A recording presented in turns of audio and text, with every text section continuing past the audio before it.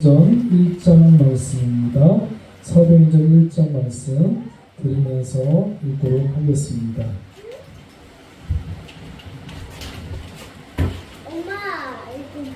사도행전 제1장.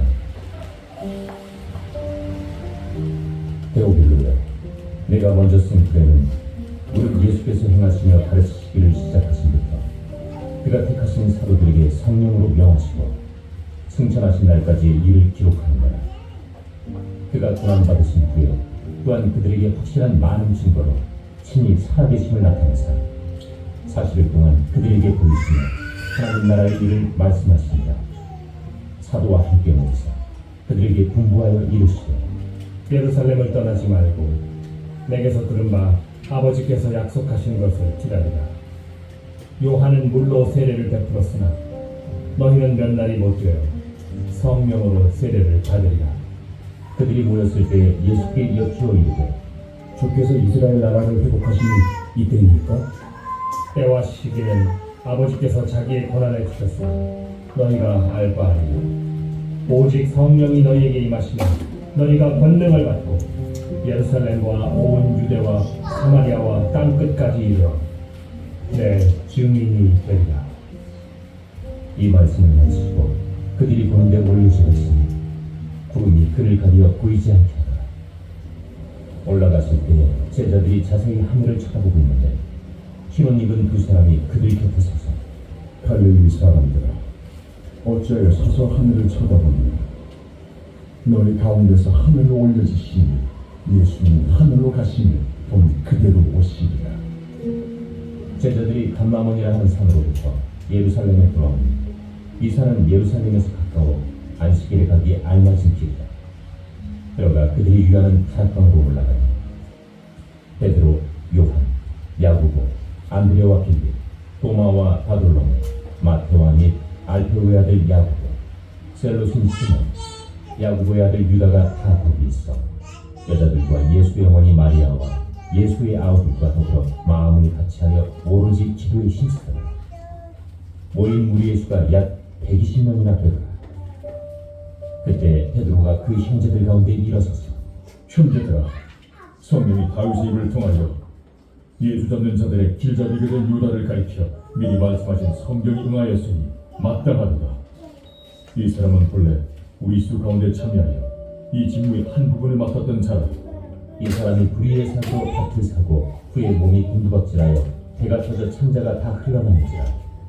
이 일이 예루살렘에 사는 모든 사람에게 알려져 그들의 말로는 그 밭을 아겔다마라니, 이는 피밭이라는 뜻이라. 시편에 기록하였으니, 그의 거처를 황폐하게 하시며 거기 거하는 자가 없게 하소서. 그의 기쁨을 타인이 취하게 하소서.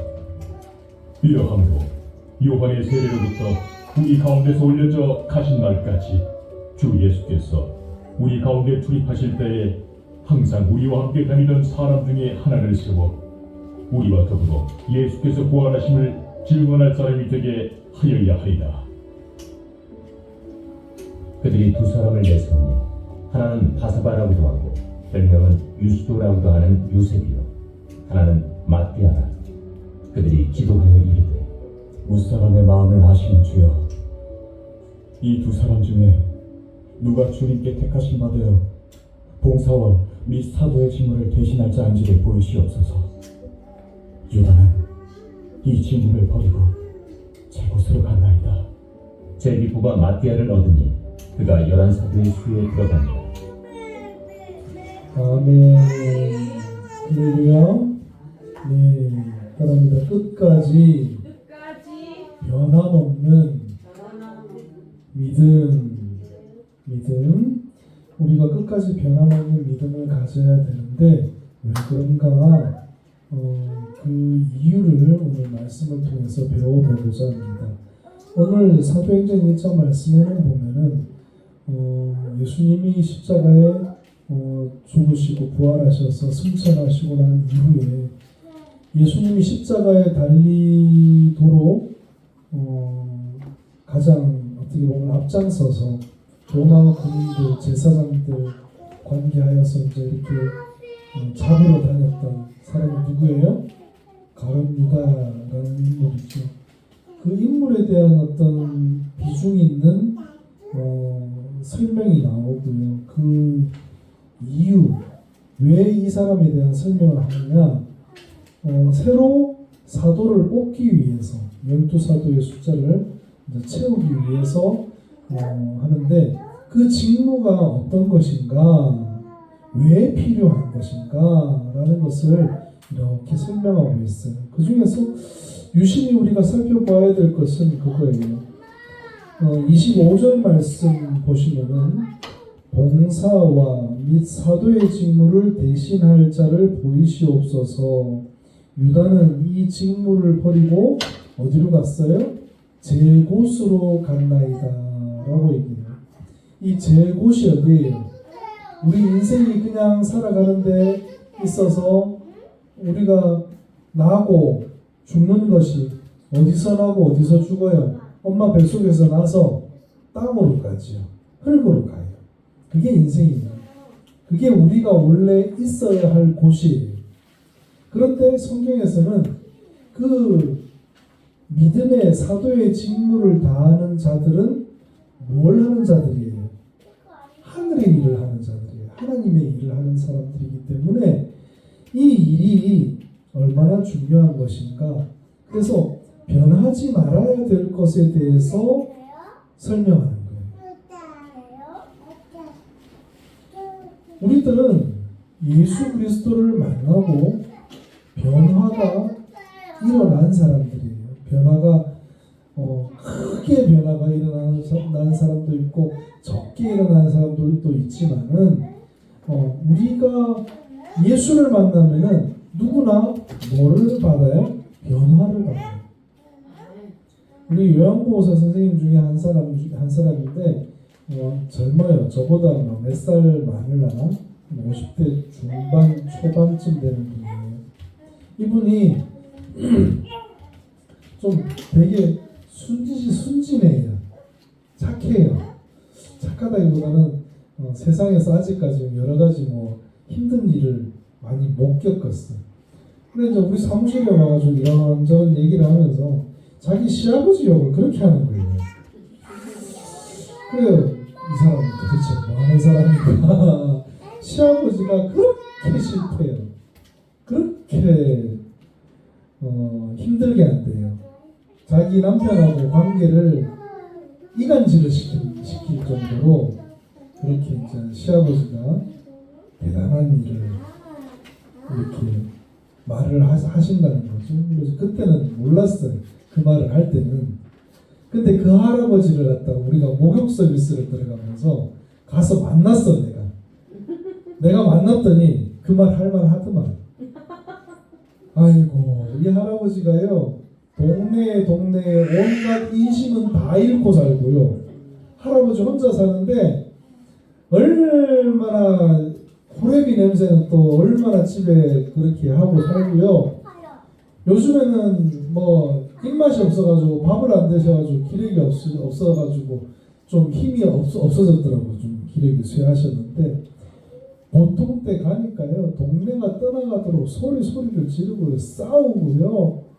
동네 아줌마들이 고개를 절레절레 흔든다는 거예요. 상주 시내에 사는데.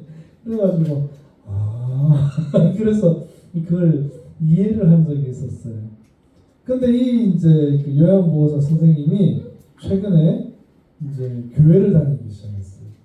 교회를 다니면서 이제 목사님이 이제 얘기를 하고 신방도 하고 만나고 잊지 말고 이제 주일 예배 빠지지 말라고 하고, 그래서 이제 자기 딴에는 그냥 안 빠진다고 열심히 다녔대요. 아이고, 다녔더니 교회 다니는 사람들이 왜 그리 다들 좋으냐고. 이 사람이 교회 다니는 것에 대해서 이게 시각이 확 바뀌어가지고, 아이고, 요즘에 교회 가는 게 너무 좋다고. 그래도 너무 자기는 부담감 가지고 다니기는 싫어서 새벽기도나 진짜 그런 데는 안 가지만은, 아이고, 다들 권사님이면 권사님, 집사님이면 집사님, 이 직분 받은 분들이 왜 그렇게 다 좋으시냐고 이제 목사님이 말씀하시는 게 아직까지 자기는 뭐가 뭔지는 모르겠대요. 뭐가 뭔지는 모르는데 자기가 뭔가가 변화받는 느낌이 든다고 이런 얘기를 하면서 제가 이런저런 이제 말씀을 드리고 충고를 드리고 이제 이렇게 믿음의 시작을 하는 것 이게 다 하나님께서 인도하시는 거고 예수님의 섭리하심이 없으면은 안 되는 거라고 제가 이제 용기를 북돋아 드리고 했어요. 왜 믿음의 영역으로 들어와서 우리가 정말 신앙의 정도를 걸어가기가 쉽지 않은가? 여기 그림을 한번 보세요. 우리가 이 예수 그리스도를 만나서 새로운 변화를 얻기 위해서는 반드시 청산해야 될 뭐가 있다고요? 쓰레기가 있다고요. 쓰레기가. 뭐가 있어요? 고집이 있어요. 자기 야망이 있어요. 자기 생각이 있어요. 교만이 있어요. 자기 의가 있어요. 내가 잘났다 이거예요. 또 불순종이 있어요. 불순종. 우리가 아이들 한번 이래 보세요. 부모 말 잘 들어요? 잘 안 들어요? 잘 들어요. 집으로는 잘 들어요. 이렇게 얘기를 하지만은 말 참 안 듣죠. 그죠? 참 안 들어요. 그게 우리 인간이 가지고 있는 기본적인 속성이에요. 근데 참 아이들이 자라다 보면요. 그런 것들을 이겨낼 수 있는 토양을 만들어주는 게 참 중요해요. 뭐예요? 자기가 변해야 돼요. 자기가 변해야 돼요. 이 예수님이 하신 예수님의 그 행적 중에서 이런 말씀이 있죠. 누가복음 9장 29절에 기도하실 때에 용모가 어떻게 됐다고요? 변화되고 그 옷이 휘어져 광채가 나더라. 그냥 신비스러운 어떤 이야기로 바라볼 게 아니라 뭐가 됐다고요? 변화됐다.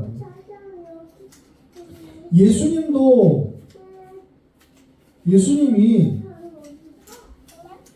이렇게 태어나셔가지고 쭉 자라오시다가 예수님이 기도하시다가 변화가 됐대요.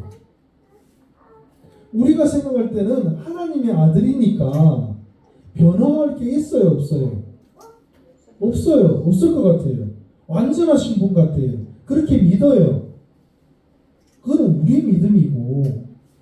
근데 인간의 눈으로 만약에 예수님과 동시대를 살아간다고 하면은 예수님의 그 모습에서 인간의 냄새, 인간의 모습이 더 많이 풍겨져 나오고 있는 와중에 예수님의 용모가 변화가 되었다. 이거는 시사하는 바가 큽니다. 왜냐? 우리 인간도 변화하면 되면은 성령 받으면은 변화된 그 모습이요. 세상 사람들이 봤을 때, 다르네? 변화되었네? 바뀌었네?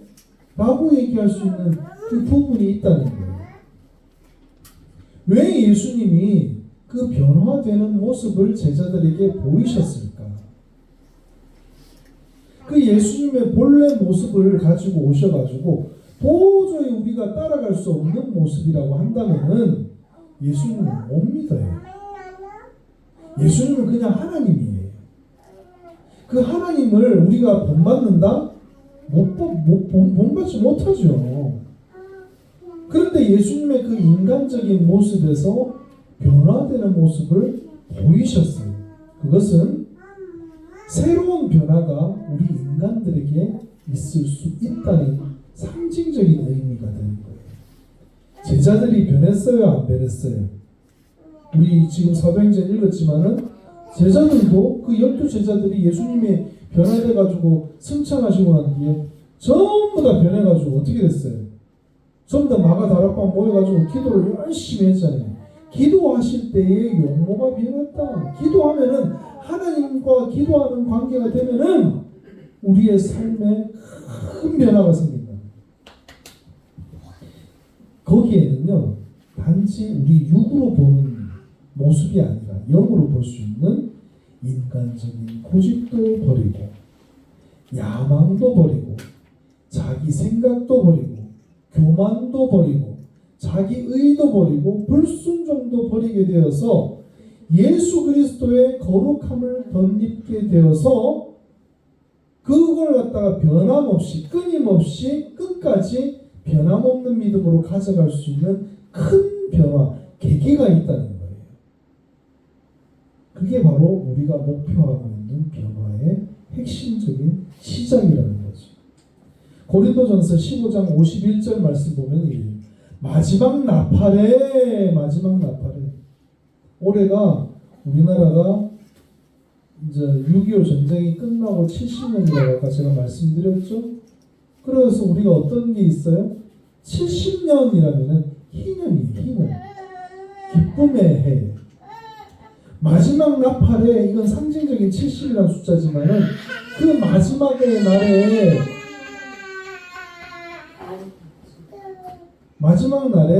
나팔이 울려 퍼지고 우리가 어떻게 된다고요? 변화된다. 마지막에 큰 변화, 그 변화가 우리가 지금 현재 겪는 이 변화, 이 선한 영향력을 가지고 거룩함을 덧입는 이 변화는요, 이 변화에 우리가 준비라는 거예요. 시작이라는 거예요. 나팔 소리가 나면 죽은 자들이 썩지 아니할 것으로 다시 살아나고 우리도 변화되리라. 끝까지 변함없는 믿음으로 살아야 하는 이유가 있습니다. 로마서 12장 2절 말씀 보면은 너희는 이 세대를 본받지 말고 오직 마음을 어떻게 하라고요? 새롭게 함으로 변화를 받아라. 새롭게 함으로. 변화를 어떤 면에서는 날마다 내가 변화를 받아야 돼요. 성령 하나님께 여쭙고 그분께 답을 얻고 그분과 대화를 나누면서 우리가 날마다 하나님의 선하시고 기쁘시고 온전하신 뜻이 무엇인지 분별하는 삶이 우리에게는 필요해요. 왜냐? 이 땅에 우리가 본받을 게 뭔가 생각해보면 참 본받을 게 없다는 거죠. 너무나도 본받을 게 너무나도 이 땅에 너무나도 없다라는 거예요.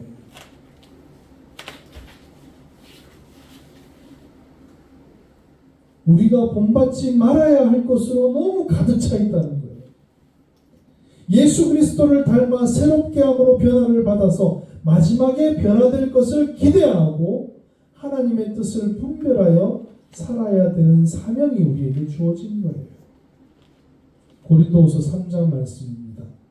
그와 같은 형상으로 변화되기를 고대해야 돼요. 영광에서 영광에 이르는 그것을 우리가 바라면서 이 땅에서 발버둥 쳐야 돼요. 주의 영으로 말미암는 이 시작, 성령으로. 아까 예수님도 뭐를 하니까 영모가 변화됐다고요? 기도함으로 변화가 됐죠. 또 제자들도 어떻게 됐어요? 다락방에서 기도함으로 변화가 됐어요. 아멘. 예수의 영이 아니고는 변화될 길이 없다는 거예요. 아멘. 주께서 너희를 우리 주 예수 그리스도의 날까지 책망할 것이 없는 자로 끝까지 견고하게 하시리라. 아멘. 우리 믿는 사람들이요, 가져야 될 가장 큰 두려움이 뭔가? 마지막 날에 예수님께 갔는데 너 왜 그렇게 살았어? 책망하시면 어떡해요? 그렇죠? 너 왜 그렇게 살았니? 라고 책망하시면은 그때 부끄러워가지고 어떻게 천국은 가겠지만은 어떻게 살까요? 그러나 우리에게는 희망이 있습니다. 뭐냐? 내 노력으로 견고하게 되는 것이 아니다. 우리는 누구에게 의지만 하면 돼요? 예수님께 의지만 하면 돼요. 우리 주 예수 그리스도의 날에 책망할 것이 없는 자로 끝까지 견고하게 하신대요. 내가 하는 게 아니에요. 내가 노력을 갖다가 열심히 하지 말라는 건 아니지만은 우리의 노력이 완전하지는 않지만 끝까지 견고하게 하시는 분은 누구시다? 예수님이다. 예수님. 따라합니다. 믿음을 가지고 끝까지 순종하자. 히브리서 3장 14절 말씀입니다. 우리가 시작할 때에 확신한 것을 끝까지 견고히 잡고 있으면 그리스도와 함께 참여한 자가 되리라. 우리 그런 말 있죠. 숟가락만 얻는다. 숟가락 얻는다는 말이 뭐예요? 다 된 밥상에 뭐만 얻는다? 숟가락만 얻는다는 거죠. 우리의 연약함이 뭐예요? 우리는 숟가락 정도 얻는 인생이에요. 밥상은 누가 다 차려주신다? 그 구원은 누가 다 해주신다? 하나님이 하신다. 그러니까 그러한 믿음을 가지고 끝까지 순종하자. 따라합니다. 나는 숟가락 들고 순종하겠습니다. 숟가락 들고 순종해가지고 끝까지 달려가야 된다는 거예요. 믿음의 순종을 통해서 우리를 끝까지 견고하게 하시는 손길이 있다. 그 하나님의 손길, 그분의 손길, 아버지의 손길. 그러니까 나는 누구예요? 하나님이 내 아버지 되시니까 나는 누구예요? 자녀예요. 자녀의 정체성을 가지고 그분을 신뢰하며 감사하고 사랑하면서 그리스도와 함께 참여한 자가 되는 소망을 얻으시기를 바랍니다. 아멘. 따라합니다. 자녀의 정체성. 하나님은 내 아버지. 그래서 우리가 소망을 얻고 신뢰를 얻고 사랑을 하고 감사를 하는 이 모든 것이 어디에 담겨져 있다? 순종에 담겨져 있다는 겁니다. 할렐루야.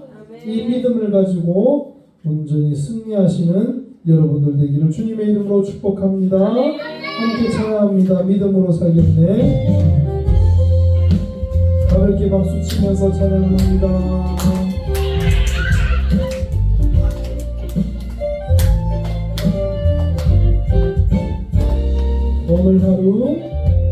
오늘 하루 내일 일어날 일을 내 작은 지혜로 세상 그 누구도 알 수 없지만 나의 모든 길 주의 손에 있으니 무슨 일을 만나도 저녁이 되면 나는 찬양하리라.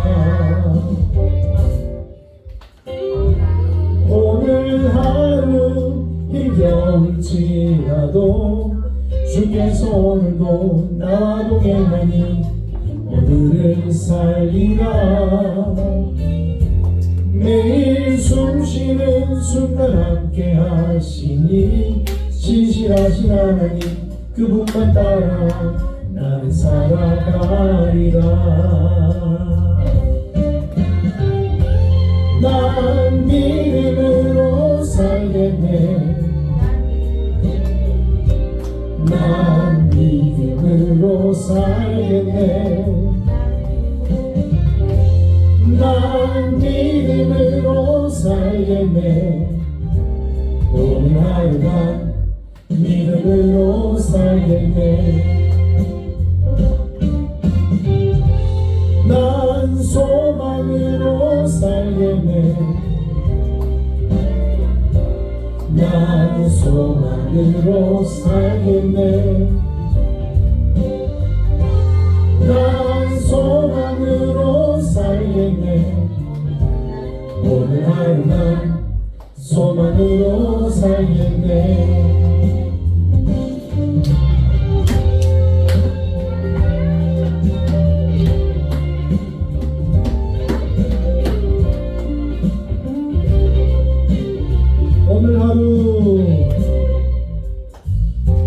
오늘 하루 내가 만나는 이들 서로 사랑하라 말씀하셨으니 내 사랑하리라. 먼저 예수님 사랑 어느 누굴 만나도 그 사랑으로 나는 사랑하리라. 난 사랑하며 살겠네.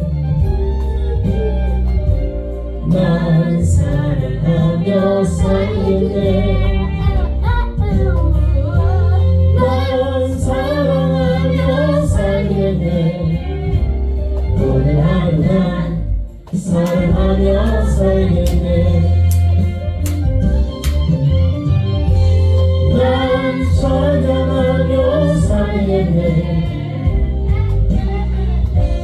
난 찬양하며 살겠네. 난 찬양하며 살겠네. 오늘 하루 난 찬양하며 살겠네. 난 찬양하며 살겠네. 난 찬양하며 살겠네. 난 찬양하며 살겠네. 오늘 하루 난 찬양하며 살겠네. 오늘 하루 난 믿음으로 살겠네. 기도합니다. 사랑하는 주님, 지금 이 시대가 갖는 많은 어려움과 많은 일들, 아버지 난리와 소문들을 바라볼 때에 새로운 부흥의 역사가 일어나야 될 것을 고대합니다. 주님, 부흥을 허락하여 주시옵소서. 사탄 마귀의 공격이 극심할 때 주여 부흥이 있음을 우리가 바라보았습니다. 역사가 말해줍니다. 날이 갈수록 개인주의가 강해집니다. 과학과 이성이 지배하는 시대가 깊어갑니다. 주님이 왕이심을 인정하지 않는 방향으로 흘러가고 있음을 봅니다. 그러나 하나님께서는 무릎을 꿇지 않는 7,000명의 아버지 용사들을 준비하셨다고 하였으니 아버지 그들과 함께 부흥의 세대를 아버지 맞이할 수 있는 우리에게 갈급함, 심령과 소망을 허락하여 주시옵소서. 이 패역한 세대 속에서 진정 주님을 왕으로 모시고 살아가는 당신의 백성들을 준비하고 계심을 믿습니다. 우리의 삶 속에서 그러한 부흥이 먼저 일어나기를 원합니다. 주님, 우리에게 주신 이 말씀을 따라서 언제나 겸손하고 한결같은 믿음으로 끝까지 주님을 왕으로 모시고 살아가는 하루하루 되게 축복하여 주시옵소서. 인도하여 주시옵소서. 예수 그리스도의 이름으로 기도드렸습니다. 아멘. 하늘에 계신 우리 아버지, 아버지의 이름을 거룩하게 하시며 아버지의 나라가 오게 하시며 아버지의 뜻이 하늘에서와 같이 땅에서도 이루어지게 하소서.